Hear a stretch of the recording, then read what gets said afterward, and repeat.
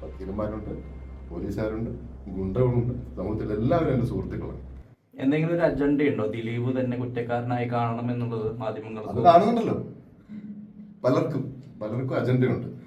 അജണ്ടയാണ് കിടന്ന് കഴിഞ്ഞ ദിവസം രഞ്ജിത് സാറിനോട് ചോദിച്ചു കേട്ടില്ലേ, അദ്ദേഹം നല്ല മറുപടി കൊടുത്തില്ലേ.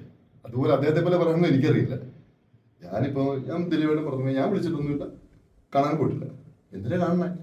ഒരാൾ ദിലീപേട്ടൻ തെറ്റ് ചെയ്തിട്ടില്ല എന്നുള്ളത് എനിക്ക് വ്യക്തമായിട്ട് അറിയാവുന്നതുകൊണ്ട് തന്നെയാണ് ഞാൻ ദിലീപേട്ടനെ സപ്പോർട്ട് ചെയ്തത്. ഇനി ദിലീപേട്ടൻ കുറ്റക്കാരാണെങ്കിൽ ചിലപ്പോൾ ഞാൻ മിണ്ടില്ല, സൈലന്റ് ആയിട്ട് മാറി നിൽക്കും, പറയില്ല. ഇത് അദ്ദേഹം നിരപരാധിയും തുടക്കം പോലെ എനിക്കറിയാം. അത് എനിക്ക് വക്കീലന്മാരുണ്ട്, പോലീസുകാരുണ്ട്, ഗുണ്ടകളുണ്ട്, സമൂഹത്തിൽ എല്ലാവരും എൻ്റെ സുഹൃത്തുക്കളാണ്. മനസ്സിലാകുന്നത്. അപ്പൊ അതുകൊണ്ട് തന്നെയാണ് സ്ട്രോങ് ആയിട്ട് പറയുന്നത്, അദ്ദേഹം തെറ്റുകാരനല്ല. ഏത് കോടതി പോയാലും പുള്ളി വെളി വരും, പുള്ളി ഇങ്ങനെ തന്നെ ജീവിക്കും, പുള്ളി കുറ്റവിമുക്തനായിട്ട് തന്നെ നിൽക്കും. അതാണ്. ഒരു തെറ്റും ചെയ്യാണ്ട് പുള്ളി ഏകദേശം ഒരു 90 ദിവസത്തിന്റെ അകത്ത് ജയിലിൽ കിടക്കേണ്ടി അവസ്ഥ. തീർച്ചയായിട്ടും അതിനൊക്കെ കിടന്നതിനൊക്കെ വലിയ വില കൊടുക്കേണ്ടി വരും. വെറുതെ ഇരിക്കില്ല. സത്യമാണ്. ഫോൺ സൈലന്റ് ആയിരുന്നു, ഒരു ഫ്ലോ പോയി. പുള്ളിക്കാരത്ത് ഇത് തന്നെ